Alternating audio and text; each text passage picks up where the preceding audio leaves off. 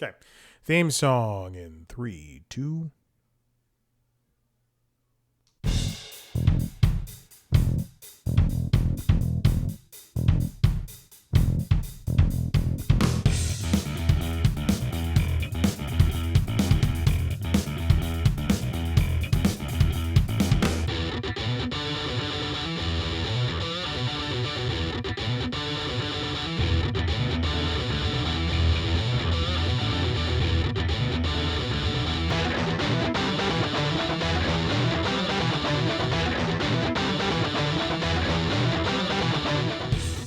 And welcome back to the Constitutionals podcast. I'm your host, Chad White. If you didn't know, this is the premier podcast for the website, cpluscomedy.com. Like I just said, it's a website. Go there. Welcome back in. Here we are. We're at episode 359. As I previously mentioned, this is a podcast where things happen. I'm wearing my most expensive shirt. I feel like that's something I can talk about. My most expensive shirt. I purchased this for my 10-year high school anniversary. What year is it? 2025, roughly. When did I graduate? Yeah, so roughly 4 years ago, I purchased this shirt. It's from Banana Republic. And true or false, the day I washed it, which is like the day after I purchased it, I threw it in a dryer and it shrank. True. I think it immediately went to a small. It feels really nice though. I enjoy it. What else has been going on? I'm slowly making my way through some video games. Last Saturday, I downloaded and within the same day beat Call of Duty Black Ops 7. That game is controversial because it's always online and the campaign is meant to be played co-op with other people. I think on Friday night, I played I booted it up and I tried to play the first mission, and I got like halfway through and I went, okay, I'm gonna pause this right now. You can't pause it because it's still a live game, even if you're playing by yourself. And then I went, all right, fine, whatever. I'll just turn it off, thinking that there was a checkpoint system. There's no checkpoint system. I turned it back on Saturday, and that fucking game is all the way at the beginning, and I'm just like, excuse me? So Saturday night, I promptly spent roughly 5 hours playing that game. From tip to taint, top to bottom, beating it. And I intentionally, I said, all right, if I'm going to play with randos, I'm going to play with randos. I'm going to do it right. The first time I turned it on, I got maybe one other person, and then we went to the second mission. I turned it off because I didn't want to do it with one person, and their level, because it's on. If you're playing Black Ops 7, you have to download the Call of Duty app. Unfortunately, you have to download the Call of Duty app on Xbox. I assume it's the same on PlayStation, just to get access to Black Ops 7. Thankfully, last time with Black Ops 6, you had to download the entire app as well as everything with it. So I had to delete so many gigabytes worth of games. And yes, I do keep actually all three consoles just filled to the brim. Not so much a Steam Deck anymore because the PC things just need updating all the time. I had to delete just to get for Black Ops 6, I had to delete so many things, and then I played through Black Ops 6. That one took me a couple of weeks because, quite frankly, I just was tired of Call of Duty. And I hadn't even played Call of Duty in a long time before that even. Anyway, but then for Black Ops 7, and actually I think, after Black Ops 6 came out and there was all this hoopla about how many gigabytes the game took up on PC and on console, they changed the way that you could that Call of Duty can be accessed, and now they allow for you to just download what you need. So the app plus whatever games you want, and that includes, access to Modern Warfare 2 Modern Warfare 2 remake campaign, Modern Warfare 3 campaign, and so on and so forth. But it's also strange what games you have access to on that app and what games you don't have access to. And that includes Call of Duty. I think Call of Duty 2 was remade, and that's on Game Pass as well. Or World War 2, is that it? Call of Duty World War 2. So to play that game, you have to download just that game, not just the app. And you don't get access via the app. It's just, I think it's like all the future stuff. I did download that game, and it wasn't running very well on the Xbox Series X. Maybe they've updated it. Anyway, and also, with the Call of Duty app, when they update the app, if you put it in Quick Resume on Xbox Series X, as with any other game, if the game is updated, it will take it off Quick Resume. I have that issue with Harry Potter Hogwarts Legacy. Is that what it's called? It's just called Hogwarts Legacy. Which last night I came to the conclusion that's a good game. I really like that game. I despise J.K. Rowling, who went to the set of the new Harry Potter show. But man, I didn't want to give her money for that game. So thank God I'm playing it on Game Pass, and I need to beat it as soon as I possibly can. But man, that game is good. It's also very interesting. There's a trans character in that game, and she hates trans people. I'm almost certain, and I will not look this up. I'm almost certain she's just getting paid for that game and that's it, because she created the world of Harry Potter, of Hogwarts, and all that stuff. And obviously she has nothing to do with that game, because if there wouldn't be a trans character. Serona is that character's name. And I'm enjoying my time. And and they say they in that game when they're talking about the hero. Everybody's like they, because you can choose a gender, you can choose a voice for that gender. So you can have a male presenting character with a female voice, and vice versa. Female, I don't know, whatever. I say all that. I listen. I'm good, and I will get back to Call of Duty in a second. I listened to the sports / regular reporter Pablo Torre put out an episode of his podcast show, talking about.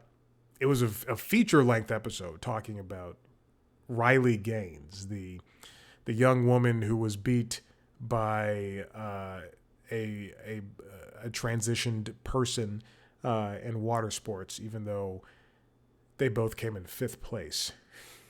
They tied, and how Riley Gaines has made an entire career the past couple of years of being a cunt.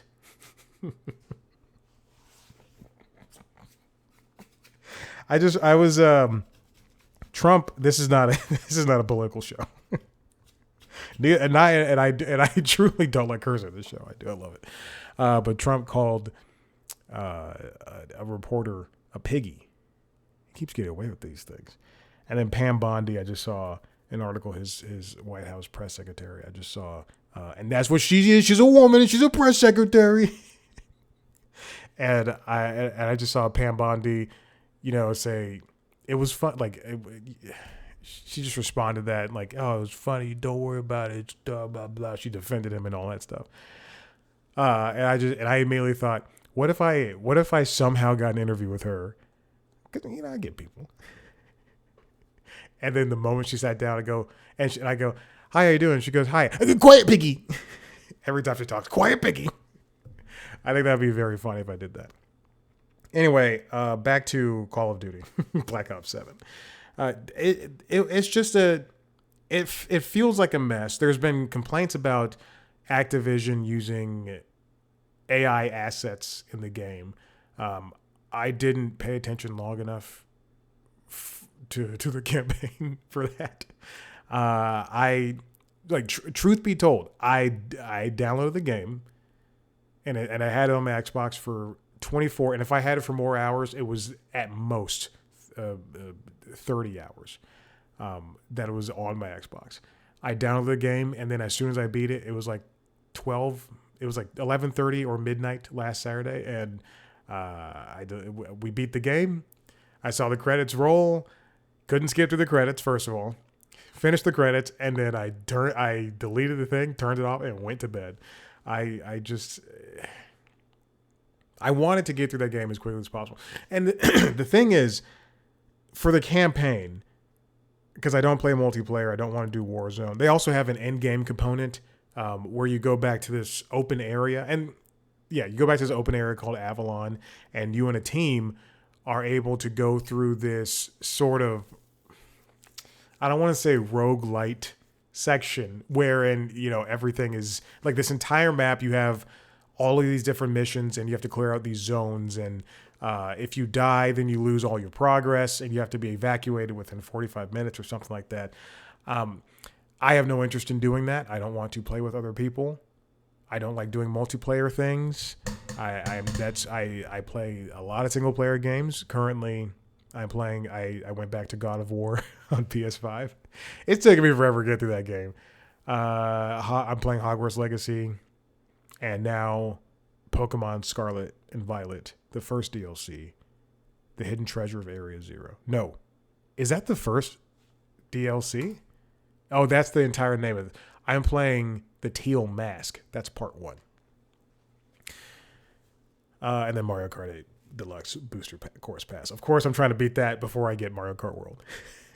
Before I even get a Switch 2. It is just taking me forever to get through all the cups. I want to get through all the cups, get first place in all the cups. I don't know why, but that is it. I'm just driven to do that. I will not recognize the pun. For the Call of Duty Black Ops 7 campaign, it's the one big issue is that it doesn't scale the difficulty if you're playing by yourself. I would say a lot of games, I wouldn't say most, but for a lot of games, if they have the option for you to play online with other people, they scale it from 1 person to 2 people to 3 people to 4 people. For this, it's the same difficulty whether you're playing with 1 person or you're playing with 4 people. And that was, it was a hard lesson to learn when you get to certain sections. When you get to a boss fight, because yes, they do have boss fights in this game.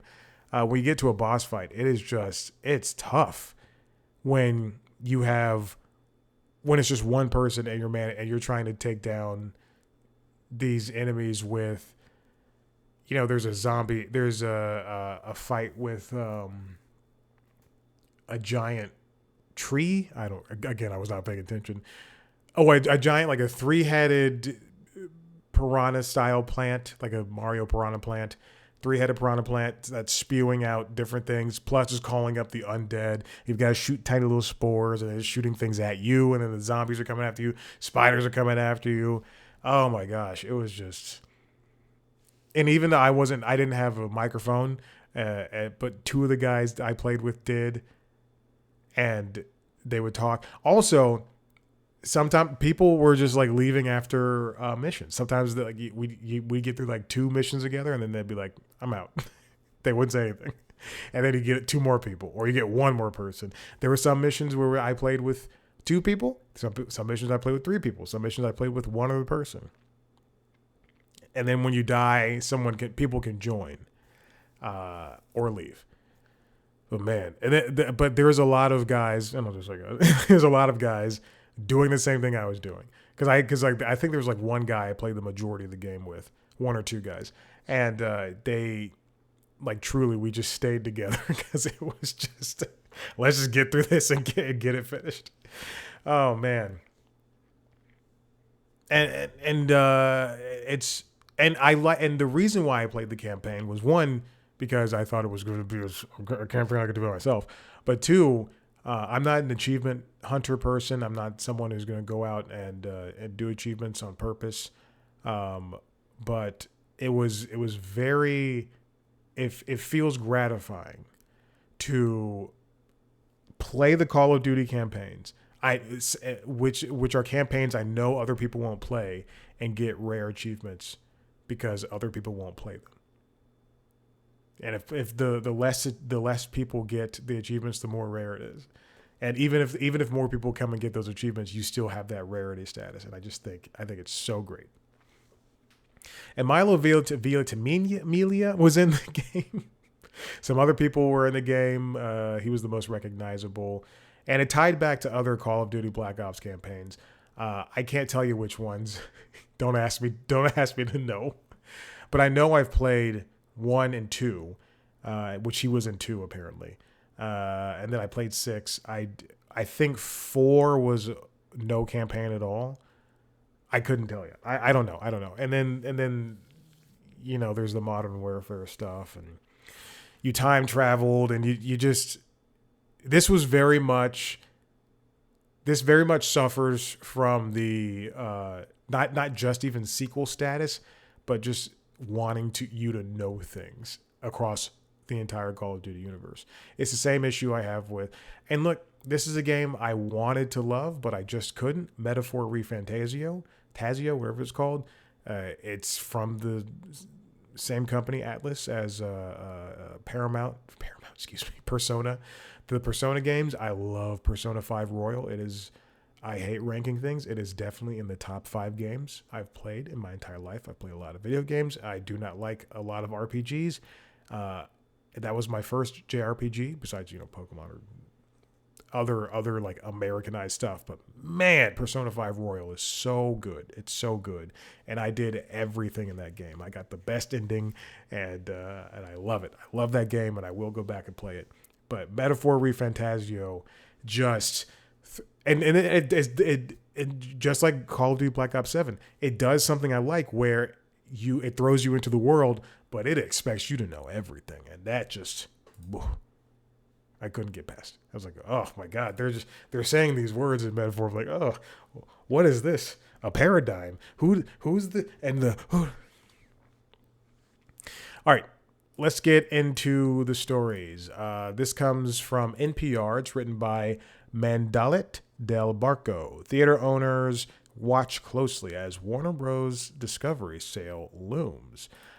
We see, I think today's the day that all of the bids have to be in for Warner Bros. Discovery. We know of 3 bids.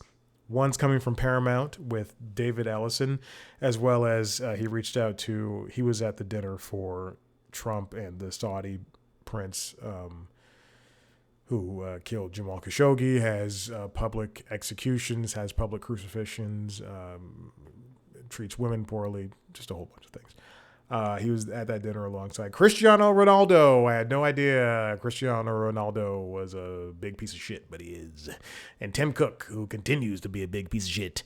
Anyway, so those bids are in, and again, as I said, David Ellison, and I believe he has 3 Saudi backers. It's supposed to be something like $71 billion that they're offering. And apparently, I read this in a Wall Street Journal. This is from the LinkedIn logs. So listen to LinkedIn logs. This is all the information I retained from this. Apparently, the latest bid from Paramount as of a couple weeks ago, was like roughly like $23 per share, $23.50, and apparently Warner, for them to consider that, they want $30 per share, which is something I think that Paramount will do with 3 Saudi backers and David Ellison and Larry Ellison, who did majoritively fund the Paramount Skydance merger. And then Netflix, which is the company, the lesser of 3 evils that I want Warner Brothers to go to. But they don't want legacy networks. They have no want of cable.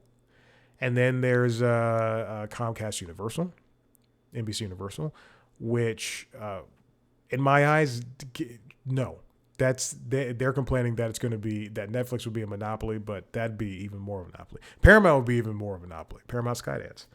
And then it's what do you take Warner Brothers Discovery, or do you do a refashion where it's Warner Brothers and you take that and then sell off Discovery? Or do you do what they were going to do and take the studios and streaming and then spin off the cable networks? What do you do? But we're talking about the theater owners here, as Del Barco writes. The Warner Brothers, they founded the studios in 1923, and now it's besides the antitrust concerns and everything, it's looking to be sold off. Regardless, whoever does end up buying the company, theater owners say they hope making movies for cinemas will be a priority. Daniel Loria, the senior vice president at the box office company, which analyzes data from studios and theaters, said, "As long as we have more movies, that doesn't mean that the same amount doesn't mean less, but more movies. I think you're going to find folks in the movie theater industry support any business decision that gets us there." And I understand where he's coming at. The movie theater business is at odds with the streaming business. Netflix typically does not put movies in theaters, and if they do it for a very short amount of time, not to get people to see it, but to get because it's a part of the rules at festivals and and for the Oscars, for the Academy Awards, that they have to have a movie in theaters for, this is not the exact amount of time, but I think it's 2 weeks, something along those lines, of 2 weeks, so that they can be considered for the awards, which is more important at this point than making money in theaters. In 2016, according to Loria, a year before the merger announcement that was Disney buying Fox and Fox Searchlight, they released a total of 38 theatrical films.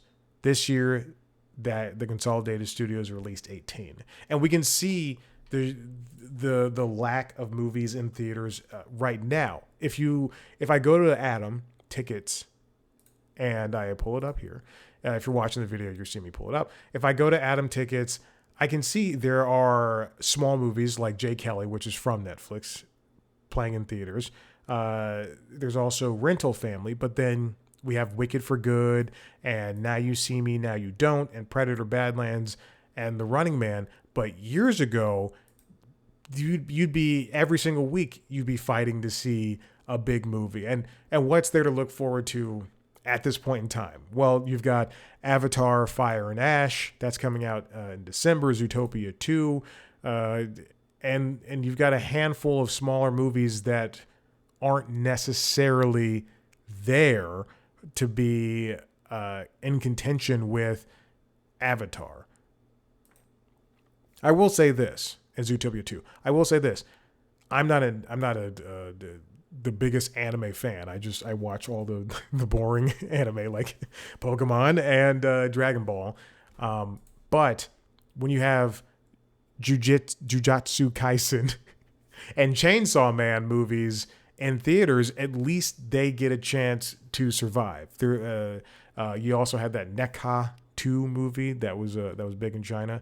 I clicked on Kill Bill, The Whole Bloody Affair. It's 4.5 hours, and it will not be at a theater near me. It'll be at theaters that I do not go to. I have Kill Bill on DVD. I'll just watch it here. If it was at the theater I go to, or at least one of the theaters I go to, I'd be like, all right. But it's not, so I won't. Because then usually they only have that airing during the day. Here's the thing about these specialty movies, and including anime ones. I saw Dragon Ball Super Hero in theaters. It was a daytime showing, and if you'll recall, it came out in the middle of the school year. When I went to go see it, there were a bunch of men like me, a bunch of jobless men going to a movie in the middle of the day. It was like noon. It was like noonish. And because I only go to movies at noon, I'm not going at 2. If I could go at 10, if I could go at 8 o'clock in the morning, I leave the gym, come home, take a shower, eat, stretch, go to the movie. I do that instantly. But that doesn't happen during the year. But I saw that movie, Dragon Ball Superhero, in theaters at like noon during the week, during the school year. And there were some kids there with their dad and his friend, I guess. I don't know. Maybe they're a gay couple. Anyway, but the kids were talking during the movie, and that's why I sit up front. I could hear them talking. And then this guy came down Big is a big guy too. Came down. He was mad as hell, stomping down the steps, and he sat in the same row as me. And he like looked over at me, and I understood his frustrations, but I intentionally sat up front, all the way over, away from those kids, because I knew that was going to happen. Now, the problem for theater owners who have been struggling to bring audiences back to cinemas after the COVID-19 pandemic shut them down, they're competing with, as I said, watching things at home, phones, all that stuff. Now that they fear these owners and cinephiles also fear studio conglomerates will only greenlight a few big budget blockbusters, leaving the low budget indies behind, which is a big concern. Obviously, you do have movies like Sinners and Weapons and One Battle After Another that were, not necessarily commercial hits, but they were hits that people enjoyed. And that were in, Sinners, I guess, was a commercial hit. But I know One Battle After Another did not make any money. But it's still important to keep in mind that not all of those not every single movie coming out is going to be as good as those, quite frankly. And hopefully, if Warner is purchased by, please let it be Netflix, or if it's purchased at all. Or if it's not purchased, then they're able to successfully put out a continued string of hits, as in the same way that their latest HBO successes have been amazing. They just renewed. I just got a bunch of emails today. They're making great progress on Harry Potter, the HBO series. They just renewed Rachel Sennett's show and Tim Robinson's show. They have a lot of things coming in the future. Oh, they're going to do a Game of Thrones spinoff every year for the next couple of years until 2028. So they're excited. They've got things coming, but man, we just need this. We just need this to go. I'm also looking at my email, and apparently this is on Variety. I'm not going to link it. Netflix promises to keep Warner Bros. Movies in theaters if it wins deal to buy company. But are they going to be able to, or are they going to pay for movies? Are they going to pay for movies? Warner's got a new Gremlins movie coming out. They've got the new Lord of the Rings movie. Netflix has put K-pop Demon Hunters in theaters, but that's because it was such a big hit on the platform, and it kind of a surprise hit. Are they going to do, are they going to successfully say, hey, K-pop Demon Hunters 2 should be in theaters as opposed to on the platform? Because either way, you have the money. All right, let's move on. Speaking of companies, this comes from Bloomberg, written by Lucas Shaw. Starz makes a play for A&E, a bid to combine small networks. All right, so Disney is there's a bunch of cable networks that companies own, and they kind of want to just get out of the cable game. However, we do have cable platforms that are still on streaming, but they are still, teetering that world between streaming and cable and just regular television, mostly because that's where they strive to do best. Now, Starz Entertainment is interested in acquiring A&E Global Media, which also has networks like History. A&E is jointly owned by Hearst and Walt Disney, and it put itself on the market earlier this year and hired Wells Fargo to identify potential suitors. Starz said, hey, we're into it. Now, talks aren't very far. A&E is holding out for a wealthier dance partner. And Starz split from Lionsgate late last year. The market capitalization sits at $169 million, alongside debt of $609 million. A&E wants to get somebody out there to purchase it. Somebody with good money. The audience for History is most watched network has dropped by more than 50% over the last decade. The good news for A&E is that it's not a public company, so it doesn't get judged every day based on the future of cable. Who, if Starz purchased A&E, they'd be able to offer Starz programming, history programming, A&E networks, all that stuff on the Starz app, making the Starz app a lot more viable when it comes to subscriptions. Starz often runs a bunch of deals and everything, but it's not necessarily something that people are lunging to when it comes to movies and TV shows. If anything, they do have access to, Tom Holland Spider-Man and Venom, but that's pretty much it. Now, continuing off at Disney, this comes from The Athletic, written by Andrew Marchand. MLB lands new media deals with NBC, Netflix, and ESPN as league restructures the TV future. A couple of years ago, MLB TV left YouTube TV, and you could only get all of those games and plus whatever streaming on MLB TV on the MLB TV app, as well as ESPN. And eventually, who else dipped their toes into baseball games? I believe it was Apple TV. But now there's a more formula for Friday Night Baseball, and then Peacock also had some Sunday night games, or Sunday day games, Sunday morning games, I think that's what it is. But now this new agreement is between NBC, Netflix, and ESPN. The new agreements will give ESPN rights to out-of-market games for all 30 teams and 6 in-market clubs.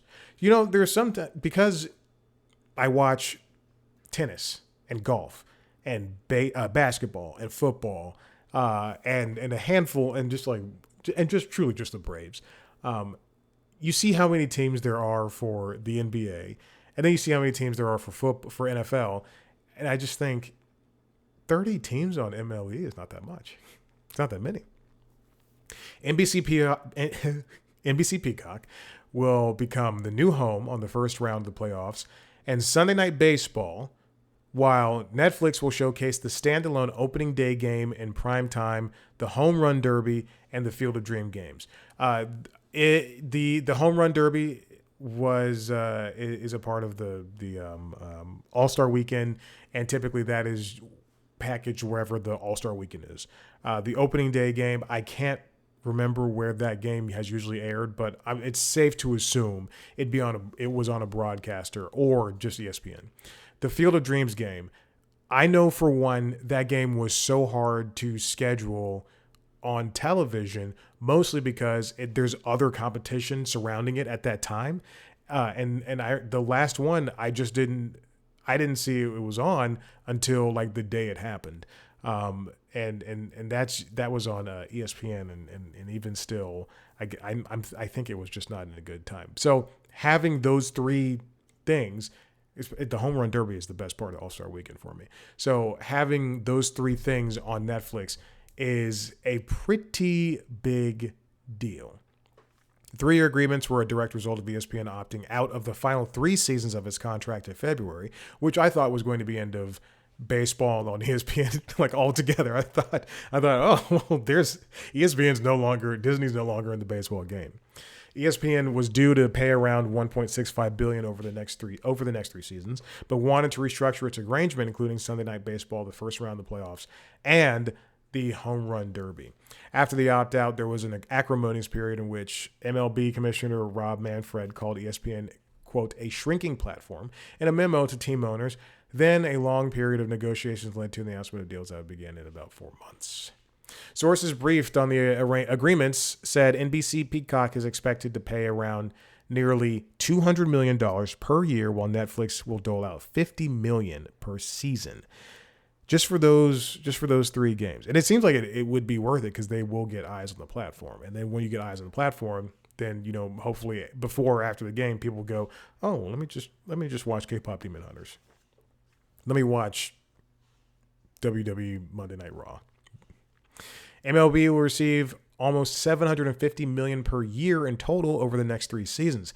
If ESPN hadn't opted out, it would have paid $1.65 billion. NBC's deal includes some ratings bonus clauses that could make the exact number fluctuate, but will not exceed $200 million. Now, it's important to note that, again, this is just maybe a hint of what Netflix has been seemingly pointing to over the last couple of years. They've been slowly but surely building up their live television reputation. They have those boxing matches with Jake Paul. They have the WWE. They have what other sports things does Netflix have? Let's see. Netflix sports. They have the tennis matches that I won't be able to watch because they're hosted by murderers. Yeah, they have the Netflix Club, Netflix Cup, Netflix Slam. They're broadcasting the Christmas Day games. They started with 2 games back in 2024. They're going to expand those. It's fascinating to see them move from just doing live comedy or pretty much just live comedy. Move from wanting to do live comedy into more of a live event space and like consistently. Because that with the WWE, it was I don't watch it, but on Monday night, if you're on Netflix, it's right up there. I do wonder though. I do have this concern that there's just bloat on the platform, and it is. Are people going? Because there are shows that came out on Netflix in 20. I'm picking a year, 2020, that you just forget exist. Like Santa Clarita Diet. That show ran for 3 seasons, but yeah, just completely forgot it existed unless it's re-shown to me, or I go on Timothy Oliphant or Drew Barrymore's Wikipedia page and I go, oh yeah, I watched that show. I completely forgot about that show.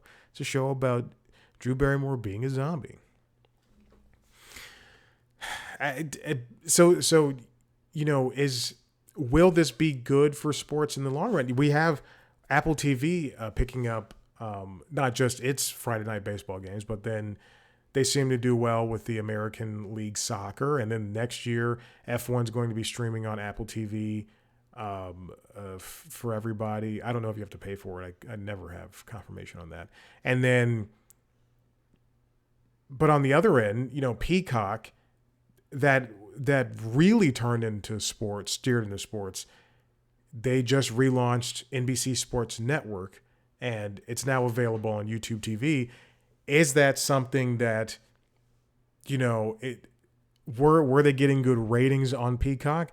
Is that something that where they go, we have to get a regular sports network so that people just at home who don't want Peacock can sit down and watch these sports things. But then even still, you have to opt into to NBC Sports Network. You have to, go into the app, and if you customize your channels, then you have to actually click on it. So that's going to air whatever's on Peacock. Who else has sports? Paramount Plus has soccer, I believe, and then there's no golf by itself. You go to 3 different places for that. Prime Video's got football and basketball, and it's just a whole mess. It's just a whole mess. Now, continuing off of that, this comes from Richard Deitch over at The Athletic. Netflix's multi-event MLB TV deal loads the bases for a 2026 debut. It tells you more or less the same thing, that there was a combined audience for the Dodgers Blue Jays 7-game World Series that was 38.2 million viewers. So pretty much all types of baseball fans watched it. People like me who tune in only sometimes, people who watch every single game. Netflix will open the MLB season the next 3 years with that opening night game. It begins March 25th with Netflix airing the Yankees-Giants in prime time. Now, typically, the Home Run Derby viewers average around 5.2 million viewers on ESPN. That was this year, while StatCast edition on ESPN2 had 499,000. Oh, the Field of Dreams game Oh, never mind. Excuse me. I was going to say something that was completely wrong. Netflix also, this is not a part of this announcement, but this is previous. Netflix nabbed 47 games of the 2026 World Baseball Classic to its audience in Japan. Netflix chief content officer Bela Baharia said her company was, quote, seizing that moment by bringing massive cultural spectacles from opening night to Home Run Derby directly to our members. Oh, the Christmas Day game will be Cowboys Commanders. That'll be a game I watch. And then I'm sad on Christmas Day because the Cowboys continue to stink. One of my biggest issues with the Cowboys is Jerry Jones.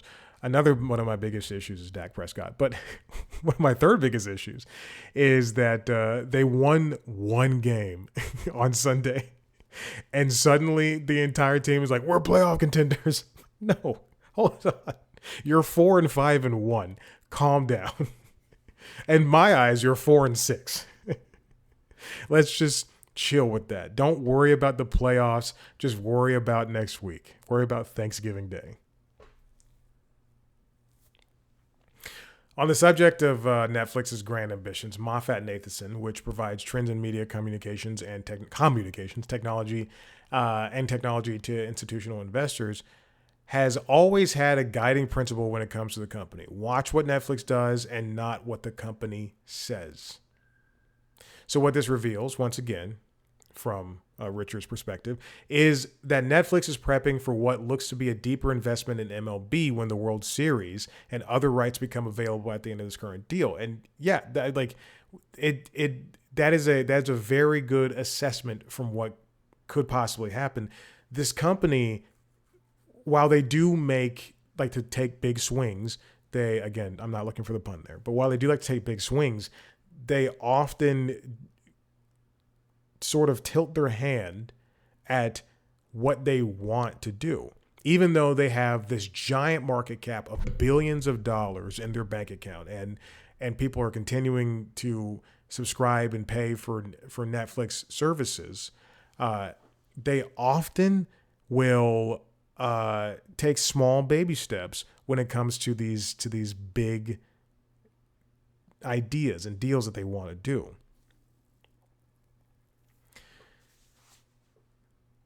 Would the World Series fit on Netflix? Would it fit on YouTube? YouTube is the most watched thing right now.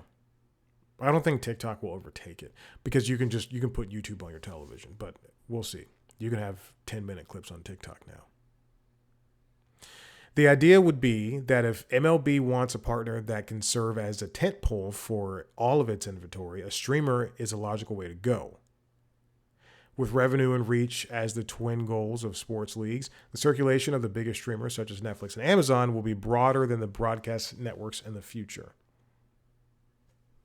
Also, if you're locked in on the platform, there's no way you're going to leave when there's a commercial break. Whenever there's a commercial break for golf, during the Annika LPGA tournament last week, where for some reason Trump's granddaughter was playing, and I couldn't believe it.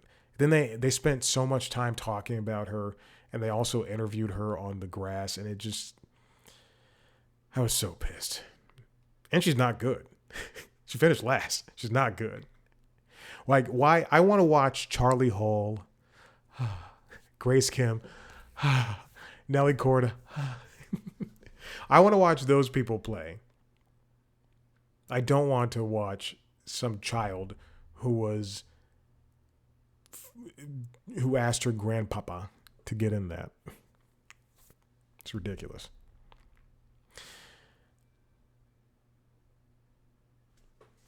Netflix is going to... So right now, you can get, I think, a vast majority of the games on MLB TV app.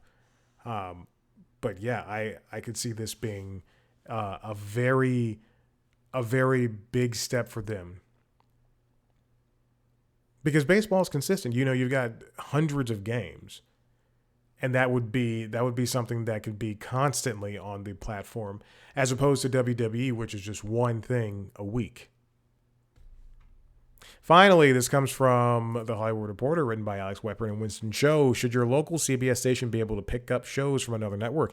The FCC wants to find out. For some reason, Brendan Carr wants there to be some type of working relationship between broadcasters.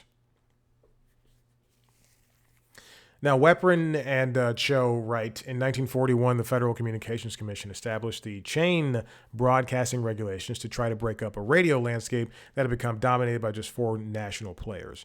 The regulations were challenged by NBC and the company taking the case to Supreme Court, which upheld the rules.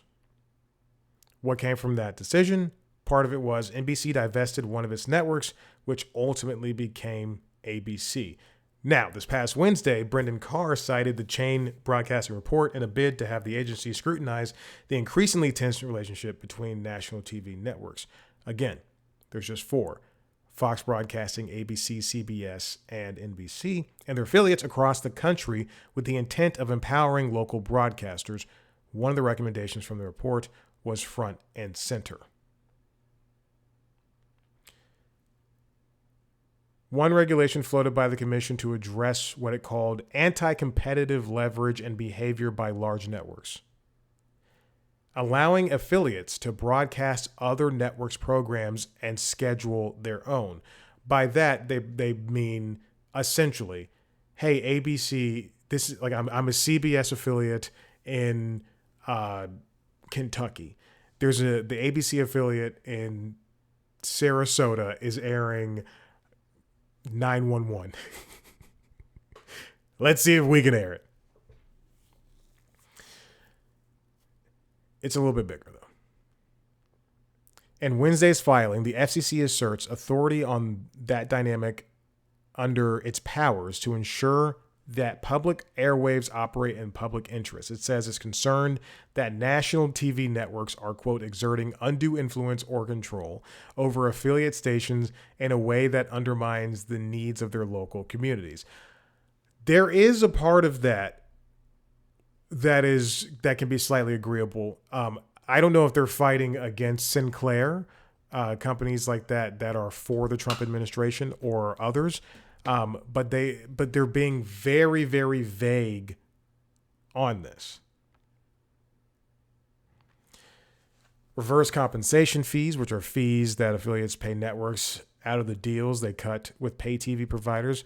There's loopholes that let national networks negotiate deals with streaming multi-channel video providers like YouTube TV and Fubo, as well as network affiliated streamers like Peacock and Paramount Plus.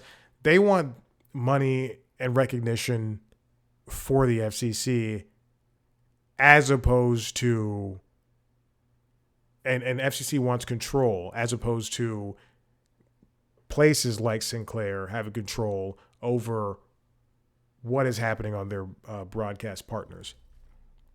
Case in point, the Jimmy Kimmel thing. Whatever happened with Jimmy Kimmel. Nexstar Sinclair announced plans to preempt the show. If you'll remember that, when he said something so innocuous regarding Charlie Kirk's death, when he called MAGA a gang.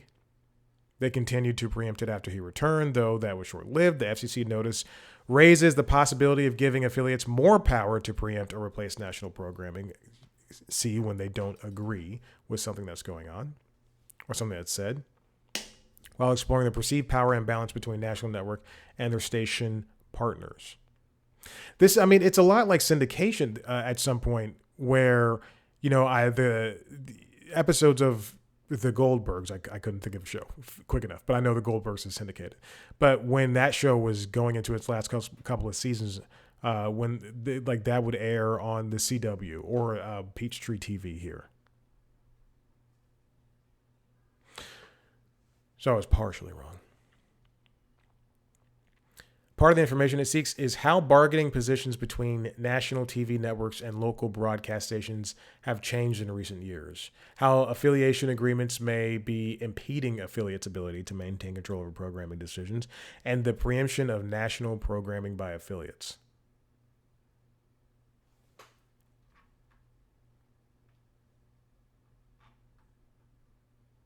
I don't know about this.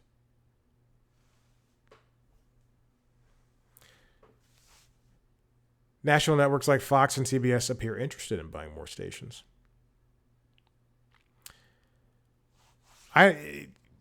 This points to, this makes me feel like they are trying to help broadcasters survive, but also there are such broad moves being made here that is a CBS station or a Fox station or an NBC affiliate or ABC affiliate being able to preempt shows, having that ability, or pick up shows from a different network or platform, all at the behest of what the FCC says is right or wrong. I don't know if any of that even needs to be futzed with at this point.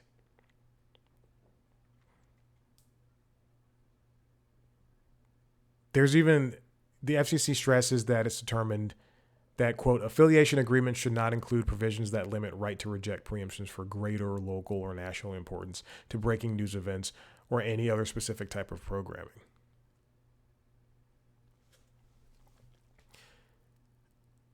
This doesn't even make sense if the FCC is on the side of local broadcasters or even the masses that still watch the Big Four. Can the FCC choose or help choose what is on the air and what's not on the air? What's the relationship between the networks and the stations that it owns?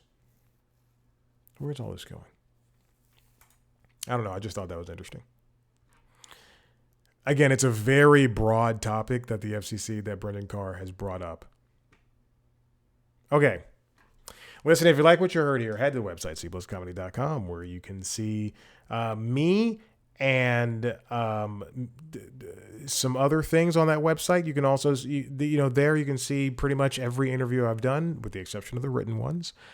Those will go up at some point. I do have them. They're sitting on the computer, and I'll have to figure out how to. There's like 80 of them, I think, that are like written. So I have to. It's between 60 and 80, so I have to figure out how to put those up in their own links, do all that stuff. It's going to take so much effort. I don't even know if they're all edited, which is the most frustrating thing. Because sometimes I would put them on Squarespace and then do some back editing. Anyway, we'll figure that out. So if you want to see more of this stuff, go to cpluscomedy.com. If you want to see a video version of this show, as well as a video version of the other shows, Late Night Lately, the Late Night Show, and LinkedIn Logs, the Jobs podcast, as well as me talking to celebrities. I just spoke to Mike Kaplan. You can go check that out under the interviews, all on youtube.com/cpluscomedy. Subscribe to those shows on whatever podcast player you like. Follow us on social media, Instagram, Blue Sky, and TikTok at @cpluscomedy. Follow me on those platforms at Chad Black White. Thank you so much for listening. We'll see you next time. Bye.